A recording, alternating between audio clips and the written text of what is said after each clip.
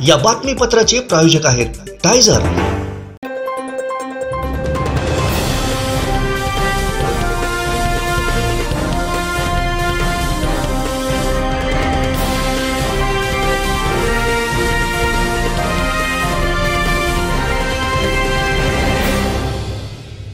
नमस्कार, आपण पाहताय कोकणचं नंबर 1 महा चॅनल कोकण साद लाईव्ह। बातमीपत्रात आपलं स्वागत। सुरुवात करूया हेडलाईन्सनं। हेडलाईन्सचे प्रायोजक होते टायझर, गो रॉयल विथ ऑक्सफर्ड। फडणवीसांच्या अटकेचा मविया सरकार काळात कट, मुख्यमंत्री एकनाथ शिंदे यांचा आरोप। केसरकरांनी राजकारणाचा व्यवसाय केला, बबन साळगावकरांचा हल्लाबोल। आणि मिलिंद नार्वेकर शिंदे गटाच्या वाटेवर। हेडलाईन्सचे प्रायोजक होते टायझर, गो रॉयल विथ ऑक्सफर्ड। आता पाहूया सविस्तर बातम्या। दीपक केसरकर यांनी राजकारणाचं व्यावसायिकरण केलं, नेहमी भूमिका बदलायचं काम त्यांनी केलं, असा हल्लाबोल माजी नगराध्यक्ष बबन साळगावकर यांनी केलाय। तर नारायण राणेंनी काळजी घ्यावी असं आवाहन देखील त्यांनी केलंय। कालच मी प्रेस बघितल्यानंतर या 4 पेपरांचे वेगवेगळे स्टेटमेंट आहेत। त्यामध्ये रत्नागिरी टाइम्समध्ये नारायण राणेंचे ऋण फेडण्यासाठी वेळ आलेली आहे। दुसरं, फुडारीची राणेंची बदनामीची पत्रकं खपवून घेतली जाणार नाहीत। तिसरं, निनावी पत्र राणेंची बदनामी करते तरुण भारत। चौथं, कोकणची अस्मिता राणेसाहेब आणि दहशतवाद संपला दैनिक लोकमत। असे 4 वेगवेगळ्या बातम्या आहेत। आता ह्या बातम्या 4 वेगवेगळ्या आहेत, सोशल मीडियावरती बातम्या त्या संदर्भात आलेल्या आहेत। माझा एकच ह्या ठिकाणी प्रश्न आहे की 2011 डिसेंबरमध्ये वेंगुर्ला शहरामध्ये झालेला राडा, त्या राडा होत असताना संपूर्ण वेंगुर्ला शहर आणि आसपासची गावं एवढी दहशतीखाली होती की त्या ठिकाणच्या प्रत्येकाच्या सायकल पण त्या ठिकाणी सुटू शकली नाहीत। त्या ठिकाणी असलेली वाहनांची तोडफोड झाली, त्या ठिकाणी असलेल्या सायकल तोडल्या गेल्या, त्या ठिकाणी असलेले प्रत्येक वाहन, वेंगुर्ला शहरामध्ये एवढी दहशत की वेंगुर्ला शहरातील एकही वाहन त्या ठिकाणी वाचू शकलं नाही। ही वस्तुस्थिती होती त्या काळातील। आणि ही वस्तुस्थिती असताना संपूर्ण दुकानांवरती ज्यांची रोजीरोटी म्हणजे तो पोट असतं त्याच्यावरती लाथा मारल्या गेल्यात। असं असताना त्या काळामध्ये हा दहशतीचा मुद्दा आताचे शिक्षण मंत्री दीपकभाई केसरकर यांनी त्या काळामध्ये लावून धरला होता आणि आज ते सांगतात की दहशतवाद संपला। ह्या वेंगुर्ल्याच्या राड्याच्या प्रश्नावरती दीपकभाईंनी आपला त्यांनी स्पष्टीकरण देणं आवश्यक आहे। या प्रश्नाचं त्यांनी सखोल उत्तर देणं आवश्यक आहे। दहशतवाद कसा संपला आणि दहशतवाद आता ते सांगतात की दहशतवादाच्या संदर्भात माझं वैयक्तिक राणेंच्या संदर्भात काहीच नव्हते। मग तुम्ही ह्या मतदारसंघाचे लोकप्रतिनिधी आहात। ह्या वेंगुर्ला तालुक्यामध्ये झालेला हा राडा हा तुमच्या मतदारसंघामध्ये झालेला होता आणि त्या काळामध्ये दहशतवादीचा मुद्दा घेऊन तुम्ही सगळ्यांना प्रत्येक ठिकाणी दहशतवाद सांगत होता। आणि आजची तुमची स्टेटमेंट बघितल्यानंतर एक करमणूक लोकांची होती। जसा एखादा मोर नाचतोय बघा, मोर ज्यावेळी बेभान होऊन नाचतोय त्यावेळी मोर नाचत असताना त्याचा पार्श्वभाग उघडा पडलेला असतो, तशी आज भाषामंत्री दीपक केसरकरांची अवस्था झालेली आहे। ते काय बोलतात ते त्यांना समजतं काय, हा मोठा प्रश्न या ठिकाणी निर्माण होतोय। एक 5-6 विषय या ठिकाणी मांडेल। आत्ताचा तुम्ही जर विषय वेंगुर्ल्याचा विषय मी या ठिकाणी मांडलायच, परंतु त्याचबरोबर त्यांनी सुरुवातीच्या काळामध्ये सांगितलं की सन्माननीय बाळासाहेब ठाकरे यांचे विचार जोपासण्यासाठी मी शिवसेनेच्या शिंदे सेनामध्ये आपण प्रवेश केला। काल या ठिकाणी आल्यानंतर त्यांनी किरण सामंतना काही दिवस त्यांनी या ठिकाणी फिरवलं। किरण उर्फ भैया सामंतना कुडाळमध्ये घेऊन गेले, सावंतवाडीमध्ये आणलं, वेंगुर्ल्यामध्ये गेले, ज्या ठिकाणी गेले तिथं हा तुमचा लोकसभेचा उमेदवार, ही वाक्य ही केसरकरांची आहेत। केसरकरांनी ठीक आहे इथंपर्यंत त्यांना उमेदवार ते दिलीच नाहीच, परंतु समर्थन त्यांनी आपल्या पक्षाचं न करता त्यांनी भारतीय जनता पक्षाचे उमेदवार जे राणेसाहेब आहेत त्यांचं त्यांनी समर्थन केलं. आता मला सांगा, इथं कुठे शिवसेनेचे विचार जोपासले गेलेत? इथं आज धनुष्यबाणी या ठिकाणी नाही. आणि तुम्ही जे सांगताय, लोक रोज वेगवेगळी स्टेटमेंट करून तुम्ही भूलबैलवेला करू नका. किरण सामंत हे आक्रमक आहेत. किरण सामंतांचा अपमान त्या ठिकाणी झाला आहे. किरण सामंतांची क्षमतेवरती संशय घेतला गेला आहे. किरण सामंतांची लायकी त्या ठिकाणी काढली गेली. ते मंत्री होऊ शकतात का? ते मंत्री होऊ शकतात का असं विचारलं गेलं.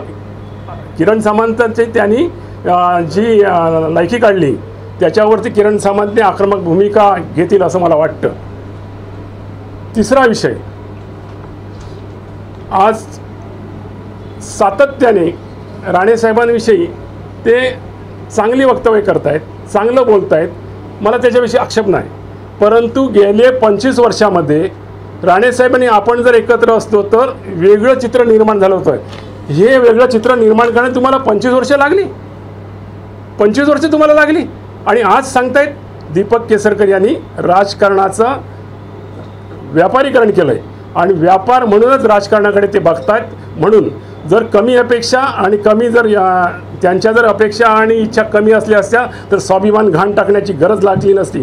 आज स्वाभिमान घाण टाकून आणि कोकणच्या अस्मितेचा घाण टाकून ते आज चाललेले आहेत. हे सगळं भंपकगिरी आहे. ही त्यांची भंपकगिरी आहे. त्यांनी ह्या प्रश्नाची उत्तर द्यावी. ज्या पर्यटनाच्या विषयावरती ते सांगतायत, मी आंबोलीचा प्रश्नी जे MTDCचं रिसॉर्ट आहे, जवळजवळ 25 लाख जमिनीसहित त्या जमिनी 25 कोटी रुपये खर्च होतो आहे. त्या प्रकल्पाचं जर सखोल चौकशी झाली तर मंत्री दीपक केसरकर यांना राजीनामा द्यावा लागेल. त्याची सखोल चौकशी व्हायला पाहिजे. गेली 20 वर्ष बंद आहे. टेंडर विनंती पडून आहे. त्या काळातले पर्यटन मंत्री छगन भुजबळ यांनी त्याचं उद्घाटन केलं आहे. त्याचे फोटो माझ्याकडे आहेत. पाहिजे त्याचे फोटो मी तुम्हाला नंतर देईन. त्या संदर्भात तक्रार मी जिल्हाधिकाऱ्यांकडे केली. याची उत्तर द्यायची नाहीत. अनेक तरुण रिकामी आहेत. अनेक तरुण बेकार आहेत. गोव्यामध्ये जात असताना अनेक अपघातामध्ये तरुण गेलेत.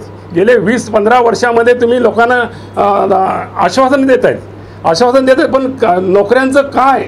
त्या कुटुंबांचे जे वाहतात लागली, त्या कुटुंबामध्ये लोक मयत पावली. त्यांना महाराष्ट्र शासनाने मदत करावी माझी मागणी होती.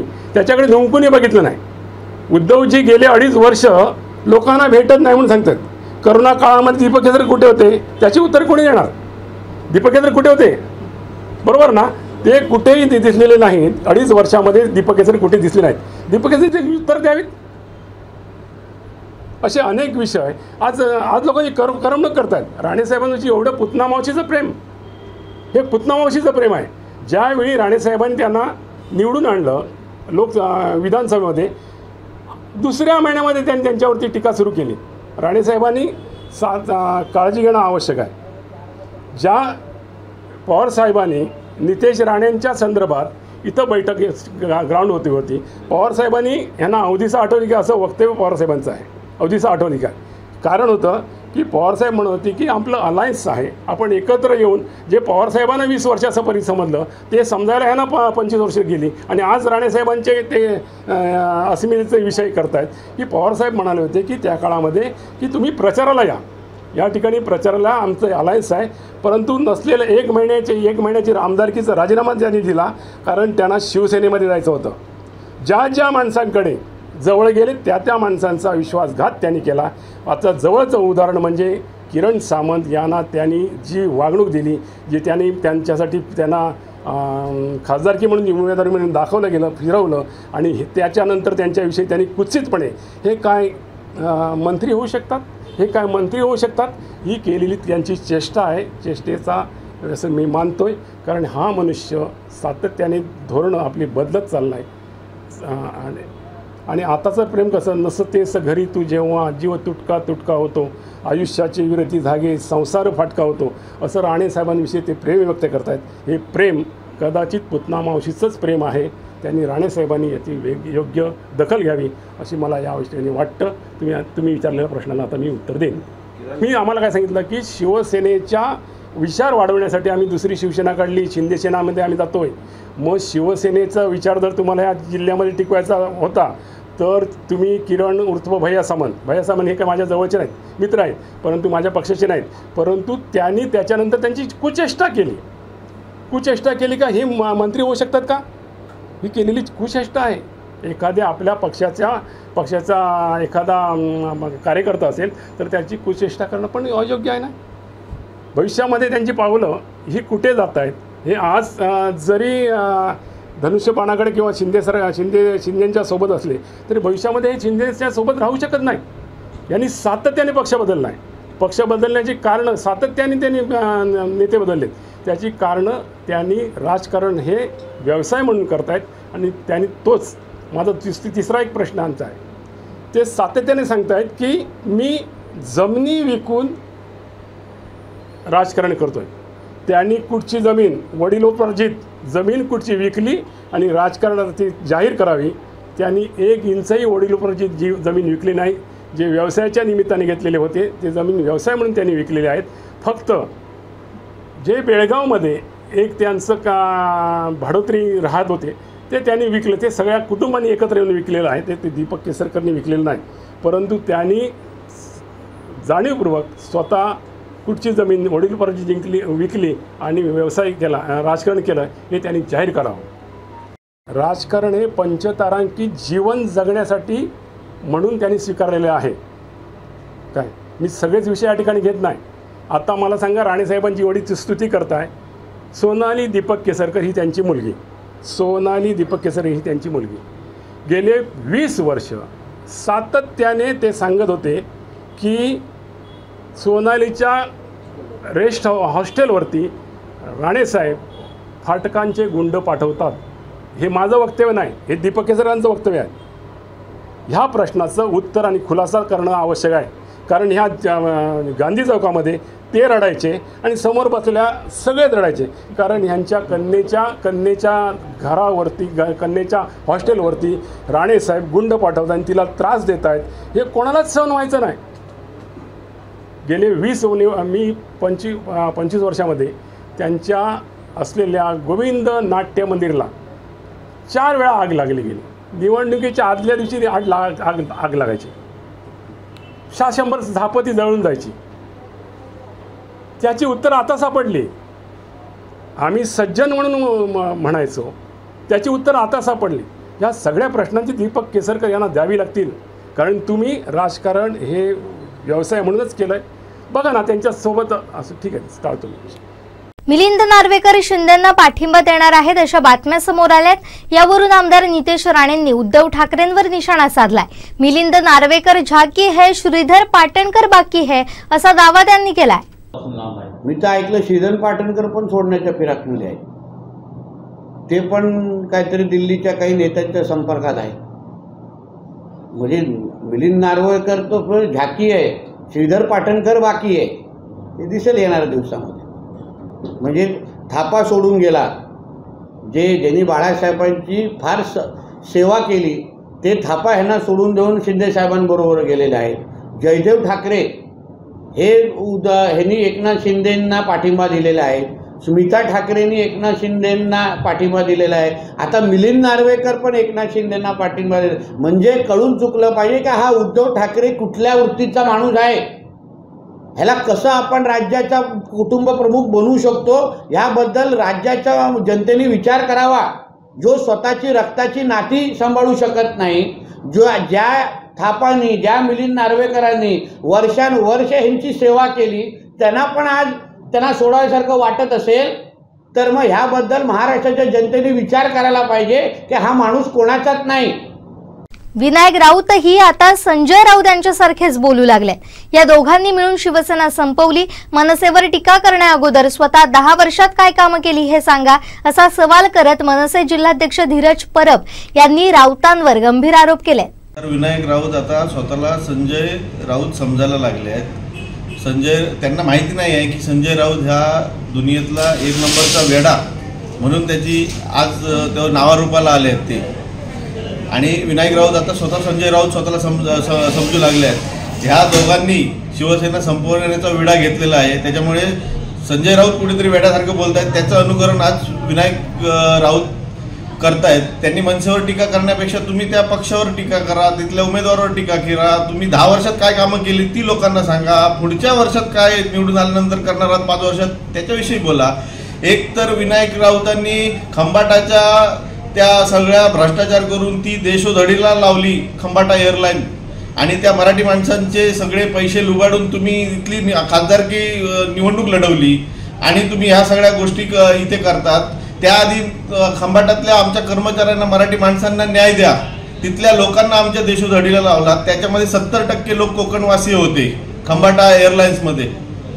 तर त्या लोकांच्या विषयी तुम्ही बोला. आता हे सगळे विषय आम्ही काढणार आहोत. तुमच्या आणखीन काही गोष्टी आहेत. त्या टोलच्यासाठी तुम्ही टेंडर भरलेली, त्याच्याबरोबर तुम्ही विरोधकांच्या सगळ्यांना सहकार्य करून कंपनी स्थापन केलेली, ती टोलची टेंडर तुम्हाला पाहिजेत. काल कुठेतरी रत्नागिरीमध्ये जलजीवनच्या टेंडरमध्ये सगळ्या करोडोची कामं तुम्ही तुमच्या माणसांना मागून घेतलीत. ह्या विषयांवरती आम्ही आता ह्या सर्व गोष्टी आम्ही उद्या प्रचारात लोकांना घरोघरी जाऊन सांगणार आहोत. त्याच्यामुळे मनसेवर बोलण्यापेक्षा स्वतःची लायकी तपासून तुम्ही तुमच्या केलेल्या कामांविषयी लोकांना सांगा, त्याचा प्रचार करा, तर लोक तुम्हाला 4 मतं घालतील. राऊतांच्या डोक्यावरती आता परिणाम झालेला आहे. राऊतांनी आपण 10 वर्षात काय इथे माती खाल्ली आहे, शेण खाल्लं आहे ना, त्याचा हिशोब लोकांना द्यायचा आहे. तुम्ही काय केलात ते सांगा. विकास कामांवरती निधी खर्च करणं म्हणजे खासदाराचं काम नाही आहे. कुठला तरी ड्रीम प्रोजेक्ट करणं गरजेचं होतं. मधु दंडवते इथले खासदार होते, त्यांनी कोकण रेल्वेचे शिल्पकार झाले. तुम्ही 10 वर्षात काय केलं? तुम्ही फक्त प्रचाराच्या मुद्द्यांमध्ये राणे कुटुंबियांविषयी सांगायचं दहशत आहे, हे आहे, या आम्हाला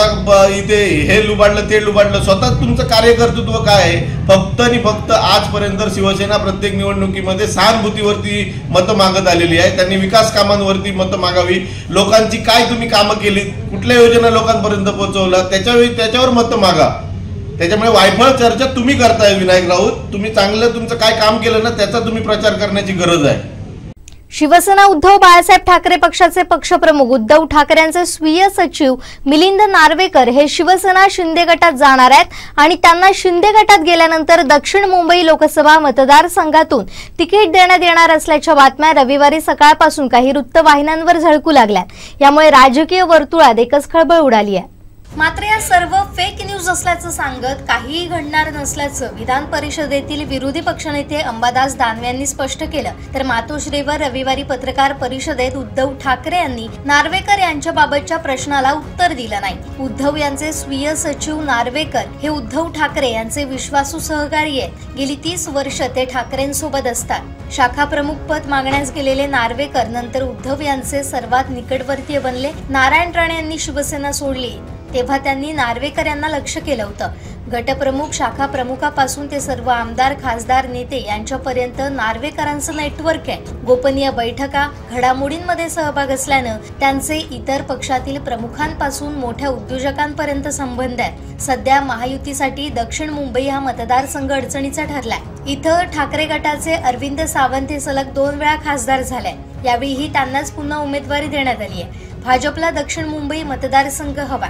पक्षानं इथं मंत्री मंगलप्रभात लोढा आणि विधानसभा अध्यक्ष राहुल नार्वेकर यांना तयारीला लागण्याची सूचना केली आहे. अशातच एकनाथ शिंदे यांच्या शिवसेनेकडून नार्वेकर यांच्या नावाची चर्चा सुरू झाली आहे. नार्वेकर यांना फोडल्यास ऐन निवडणुकीत उद्धव ठाकरे यांना तो मोठा धक्का असेल. ठाकरे सरकारच्या काळात उपमुख्यमंत्री देवेंद्र फडणवीस यांच्यासह राज्यातील भाजपच्या प्रमुख नेत्यांना अटक करण्याची प्रमुख योजना आखली गेली होती, असा गंभीर आरोप मुख्यमंत्री एकनाथ शिंदे यांनी एका मुलाखतीत केला. 2022 मध्ये उद्धव ठाकरे यांच्या विरोधातील बंडाचं नेतृत्व करणाऱ्या एकनाथ शिंदे यांच्या कार्यकाळास येत्या जून-जुलैमध्ये 2 वर्ष पूर्ण होतील. शिवसेनेत फूट पडण्यापर्यंतच्या घटनांची आठवण सांगताना शिंदे म्हणाले, जून 2022 मध्ये उद्धव ठाकरे यांच्या नेतृत्वातील महाविकास आघाडी सरकार पडण्यापूर्वी आशिष शेलार, गिरीश महाजन, प्रवीण दरेकर आणि देवेंद्र फडणवीस यांना अटक करण्याचा तत्कालीन सरकार कट रचत होतं. मविया भाजपमधील आमदारांच्या एका गटाला आकर्षित करण्यासाठी उत्सुक होते, असा दावाही शिंदेंनी केला. उद्धव ठाकरे यांचे मुख्यमंत्री होण्याचं स्वप्न होतं.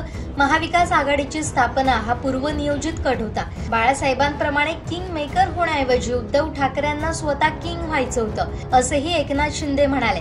राष्ट्रवादीचे सर्वेसर्वा शरद पवार यांनी उद्धव ठाकरे यांच्या नावाचा मुख्यमंत्री पदासाठी प्रस्ताव ठेवल्याच्या दाव्याचा एकनाथ शिंदेंनी इन्कार केला.